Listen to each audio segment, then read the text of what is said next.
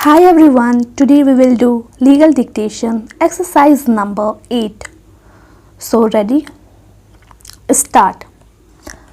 It was rightly contended by learned counsel for the state that the trial court had proceeded in the matter rather casually and there was no proper application of mind or even discussions regarding all the relevant evidence on record. Since the trial court had failed to properly analyze the evidence, the High Court was duty bound to examine the matter in greater detail and to record its conclusions.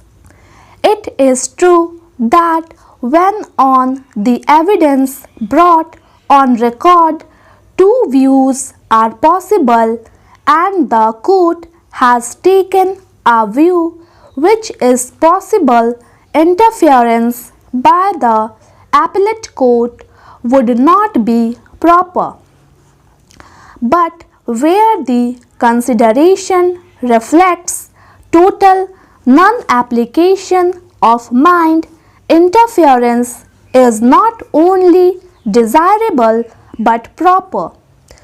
We find that extrajudicial confession which was claimed to be before PWs 5 and 6 was unjustifiably discarded by the trial court.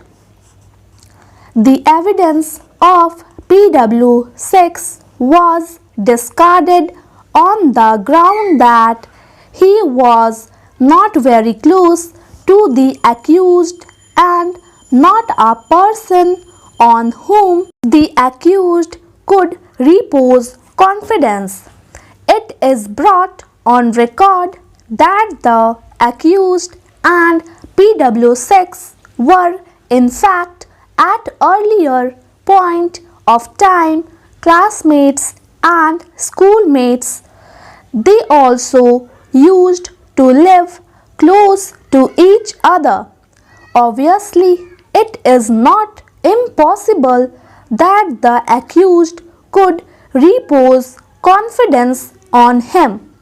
The extrajudicial confession before PW6 was clear, cogent and appears to have been made in the normal course without any pressure. The conduct of the accused after the incident and discovery of blood-stained articles and the Mangal Sutra have been established by tendering cogent evidence. The presence of blood in the nail clippings of the accused was also a vital circumstance. As noted by this court in Rajiv Rai versus State of Odisha 2003 9 SCC 310, the presence of blood in the nail clipping may not be sufficient by itself to fasten guilty on the accused, but when it is considered with other evidence and found acceptable, can provide additional weightage to the prosecution case.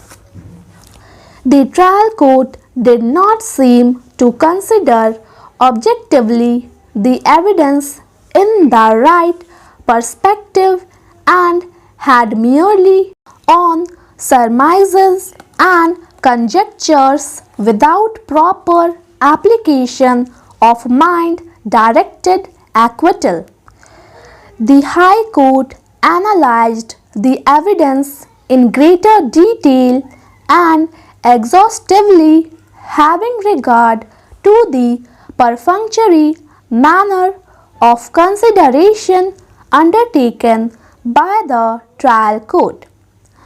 We find no infirmity in the reasoning indicated by the High Court to discard the view of the trial court.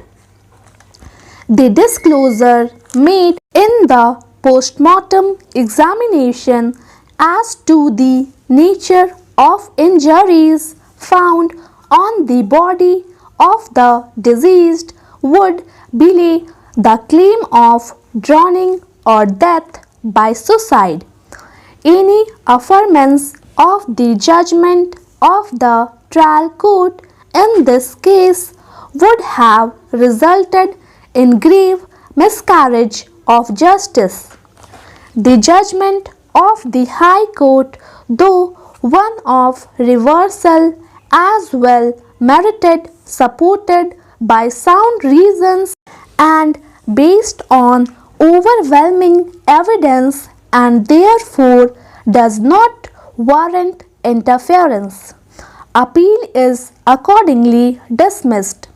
The bail bonds of the accused are cancelled and he shall surrender to custody to serve remainder of sentence. Thank you.